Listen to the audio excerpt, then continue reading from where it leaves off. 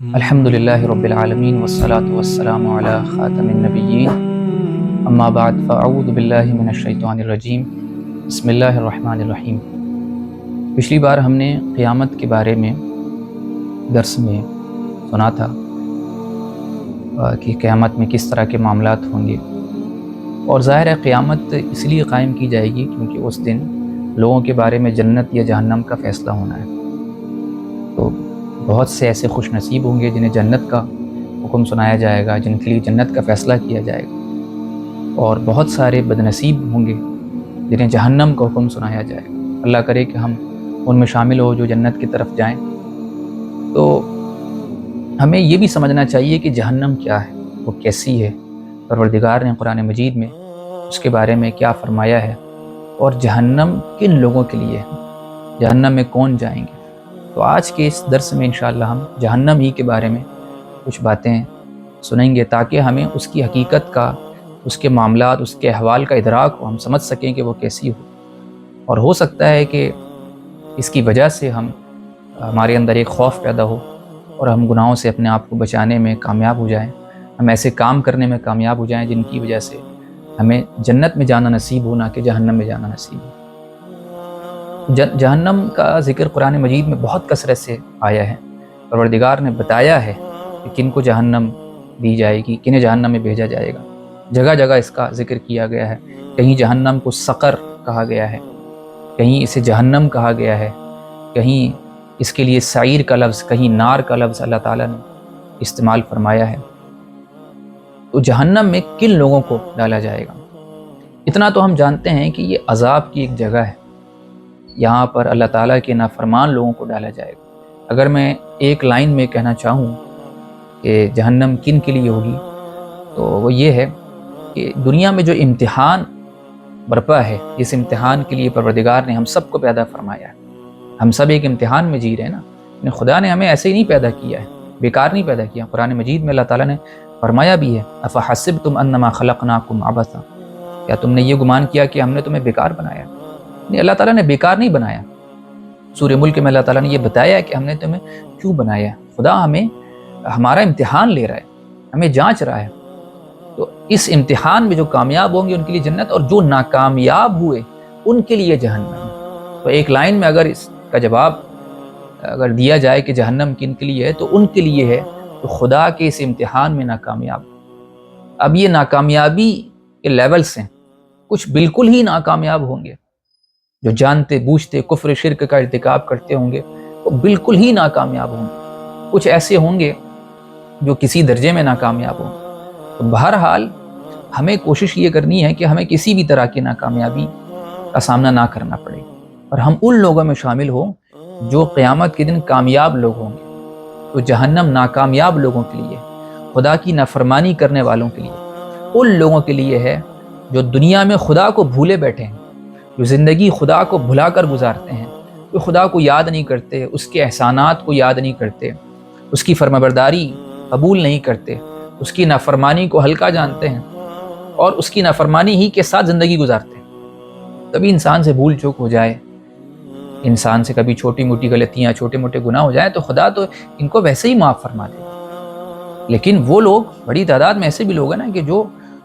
خدا کی نافرمانی کو نافرمانی سمجھتے ہی نہیں ہیں، گناہ کو گناہ ہی نہیں سمجھتے، اس بات کی پرواہ ہی نہیں ہے کہ یہ خدا کی نافرمانی ہے اور مجھے اس کا ارتکاب نہیں کرنا۔ تو ایسے لوگوں کے لیے جہنم ہے۔ جہنم کے حقدار یہ لوگ ہوتے ہیں جو خدا کو بھول کر زندگی گزارتے ہیں، جو یہ سمجھتے ہیں کہ جیسے انہیں خدا کا سامنا ہی نہیں کرنا ہے، جیسے انہیں خدا کو جواب ہی نہیں دینا ہے، جیسے انہیں کوئی پکڑنے والا ہے ہی نہیں، جیسے ان سے کوئی پوچھنے والا ہے ہی نہیں۔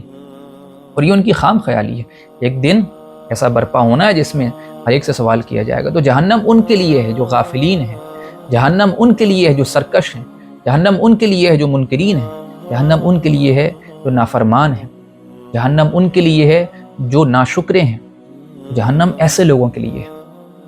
تو لوگ اس وقت جہنم کو نہیں سمجھتے ہیں اور بہت، جس کو کہتے ہیں نا، ہلکے میں لیتے ہیں، اس کے بارے میں حساس نہیں ہوتے، سنجیدہ نہیں ہوتے۔ لیکن جس وقت لوگوں کو جہنم میں ڈالا جائے گا تب جہنمیوں کو اندازہ ہوگا کہ وہ یہ کیا بلا ہے جس میں ہمیں مبتلا کر دیا گیا، اور کتنا برا ٹھکانہ ہے جو اللہ تعالیٰ نے انہیں دے دیا ہے، اس دن اندازہ ہوگا۔ جہنم کے بارے میں سمجھنا چاہیے کہ جہنم کیا چیز ہے۔ یہ دنیا کی کوئی مصیبت نہیں ہے۔ انسان تو اتنا کمزور واقع ہوا ہے کہ دنیا کی چھوٹی سے چھوٹی مصیبت اسے بے چین کر دیتی ہے۔ ایک کانٹا چبھ جاتا ہے انسان کے پیر میں، ایک باریک سا کانٹا، وہ اسے بالکل بے چین کر کے رکھ دیتا ہے۔ انسان تڑپ سا جاتا ہے، مضطرب ہو جاتا ہے، اس کے لیے اس کانٹے کو لے کر چلنا محال ہو جاتا ہے، مشکل ہو جاتا ہے۔ تو انسان تو اتنا کمزور واقع ہوا ہے، تھوڑے سے صدمے برداشت نہیں کر پاتا، تھوڑی سی مصیبتیں انسان کے لیے برداشت کرنے کے لائق نہیں رہ جاتی ہیں، انسان تھوڑی سی بھوک اور پیاس برداشت نہیں کر پاتا ہے۔ تو جہنم کی مصیبت تو دنیا کی بڑی سے بڑی مصیبت سے بھی بڑی ہے۔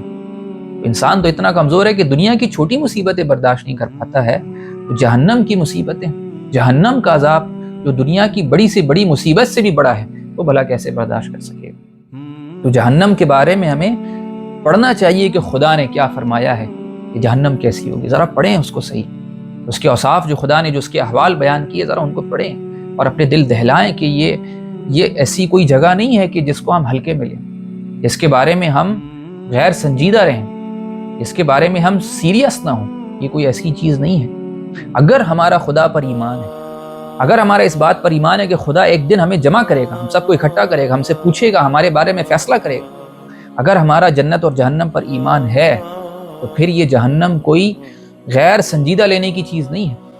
یہ ایک ایسی چیز ہے جس کو انسان کو بہت سنجیدگی سے لینا چاہیے۔ تو ہم پڑھیں خدا نے کیا کچھ بتایا ہے قرآن مجید میں۔ انشاءاللہ ہم کچھ سنتے ہیں جہنم کے بارے میں۔ اللہ تعالیٰ نے فرمایا ہے وما ادراک ما سقر۔ میں نے ابھی تھوڑی دیر پہلے آپ کو بتایا تھا کہ سقر بھی جہنم کا ایک نام ہے، اللہ تعالیٰ نے سقر کہہ کر بھی جہنم کا ذکر کیا۔ تو فرمایا وما ادراک ما سقر، وما ادراک ما سقر، اور تم نے کیا سمجھا کہ یہ سقر کیا ہے، یہ جہنم، یہ دوزخ کیا ہے؟ لا تبقی ولا تذر، نہ ترس کھائے گی نہ چھوڑے گی، لواحۃ للبشر، چمڑی جھلس دینے والی، چمڑی جھلس دینے والی، یہ عالم ہوگا جہنم کا۔ جہنم کے بارے میں اللہ تعالیٰ فرماتا ہے لا یذوقون فیہا بردا ولا شرابا، جہنمی جہنم میں نہ کوئی ٹھنڈک کا مزہ چکھیں گے اور نہ کوئی پینے کی چیز چکھ پائیں گے، الا حمیما وغساقا، سوائے گرم پانی اور بہتی پیپ، یہ ان کو ملے گی۔ جہنم تو ایسی سخت ترین جگہ ہے کہ جہاں انسان کو پینے کے لیے ایک اچھا پانی بھی نہیں ملے گا، کھولتا ہوا اس طرح کا پانی یا گرم پانی، اور اسی طرح پیپ انسان کو پینے کے لیے دی جائے گی۔ انسان کے اپنے زخم کا دھون اسے پینے کے لیے ملے گا، کھانے کے لیے اسے زقوم کھانے کے لیے دیا جائے گا، جو اس کے پیٹ میں تیل کی تلچھٹ کی طرح کھولے گا، اس کی آنتوں کو پھاڑ کے رکھ دے گا، اس کی آنتوں کے ٹکڑے ٹکڑے کر دے گا۔ اتنا سخت ترین جہنم کا کھانا اور پانی ہوگا۔ اور وہ جو پانی، جو کھولتا پانی ہوگا نا، جو انہیں پینے کے لیے دیا جائے گا، وہی پانی جہنمیوں کے سر پر بھی ڈالا جائے گا۔ جہنم میں آگ کا عذاب ہوگا، جہنم میں جو عذاب، جو آگ ہوگی، وہ چمڑیاں ادھیڑ دے گی، اتنی سخت آگ ہوگی، اتنا سخت وہاں کا عذاب ہوگا۔ اور سب سے بڑی مصیبت یہ کہ وہاں پر نہ اللہ تعالیٰ کے جلوے ہوں گے، اور نہ ہی اللہ تعالیٰ، بہت سارے جہنمی ایسے ہوں گے کہ ان کے طرف التفات کی نگاہ بھی نہیں فرمائے۔ اللہ تعالیٰ یہ بھی نہیں پسند فرمائے گا کہ ان کی طرف نگاہ التفات، کہ ان کی طرف دیکھے۔ یہ جہنم میں جہنمیوں کا عالم ہوگا۔ اور مصیبت یہ ہوگی کہ نہ جانے کتنے ہی ایسے جہنمی ہوں گے جنہیں ہمیشہ وہاں پر رہنا ہے، جنہیں ہمیشہ وہاں پر رہنا ہے۔ اور میں یہ کہتا ہوں کہ اگر انسان کو تھوڑی دیر کے لیے بھی ایسی جگہ میں ڈال دیا جائے، تھوڑی دیر کے لیے، بعض لوگ سمجھتے ہیں کہ کیا ہوتا ہے، ہم تو مسلمان ہیں، کبھی نہ کبھی جنت میں چلے جائیں گے، یہ دھوکہ دینا ہے اپنے آپ کو۔ انسان کو اس طرح اپنے آپ کو، خود کو غافل نہیں رکھنا چاہیے۔ انسان اپنے آپ کو دھوکہ دے رہا ہے۔ کوئی دنیا کی چھوٹی سے چھوٹی مصیبت برداشت نہیں کر پاتا ہے، جہنم کی اتنی سخت ترین مصیبت جہاں پر نہ اسے کھانے کے لیے کوئی ڈھنگ کا کھانا ملے گا، نہ پینے کے لیے کوئی پینے لائق پانی، کھانے کے لیے بھی گرم چیزیں، ایسی چیزیں جو اس کی آنت کو بھی پھاڑ کے رکھ دیں، پینے کے لیے بھی ایسی چیزیں جو اس انسان جس کو برداشت نہ کر سکے، اس طرح کی چیزیں جس سے نہ بھوک مٹے گی، نہ پیاس مٹے گی، نہ اس سے کوئی طاقت انسان کو ملے گی۔ آگ کا عذاب ہوگا، اور اس طرح کی زندگی بھلا انسان تھوڑی دن کے لیے بھی کیسے برداشت کر سکتا؟ ہم تو ایک اندھیرے کمرے میں ایک دن کے لیے تنہا نہیں رہ سکتے ہیں بغیر کھانے پینے کے۔ تو جہنم تو بہت بڑی چیز ہے. یہ اس طرح سے سوچنا اور اپنے آپ کو اعمال سے، نیک اعمال سے غافل رکھنا اور گناہوں میں مبتلا رہنا، یہ اپنے آپ کو دھوکہ دے رہے ہیں. انسان یہ سوچے کہ ہم تو مسلمان ہیں، کبھی نہ کبھی جنت میں چلے جائیں گے. جو ایک لمحے کے لیے بھی جہنم میں گیا تو بڑا ناکامیاب اور نامراد رہا، تو بڑے نقصان میں رہا جسے ایک لمحے کے لیے بھی جہنم میں ڈال دیا. ہمیں اس سے پناہ مانگنی چاہیے کہ پروردگار ہمیں تھوڑی دیر کے لیے بھی جہنم میں ڈالے. یہ زبان سے کہنا آسان ہے، زبان سے کہنا آسان ہے، لیکن اس کو برداشت کرنا، اس کو جھیلنا انتہائی مشکل ہے. یہ لمحہ فکریہ ہمارے لیے یہ سوچنے کا، غور و فکر کرنے کا مقام ہے. یہ جہنم کوئی اس طرح سے غیر سنجیدگی سے لینے کی چیز نہیں ہے. انسان کو ہوش کے ناخن لینا چاہیے، سنجیدہ رہنا چاہیے، اور کوشش کرنی چاہیے انسان کو کہ وہ ایسے اعمال کرے کہ اسے جہنم میں نہ جانا پڑے. وہ ایسے اعمال کرے کہ پروردگار اس سے راضی ہو اور پروردگار اسے انعام کے طور پر جنت عطا فرمائے. اللہ تعالیٰ سے یہ دعا ہے کہ پروردگار ہم سب کو ایسے ہی اعمال کرنے اور ایسے ہی اعمال کرتے ہوئے زندگی گزارنے کی توفیق عطا فرمائے، اور قیامت کے دن ہم سب کو جہنم کے عذاب سے محفوظ فرمائے. آمین برحمتک یا ارحم الراحمین.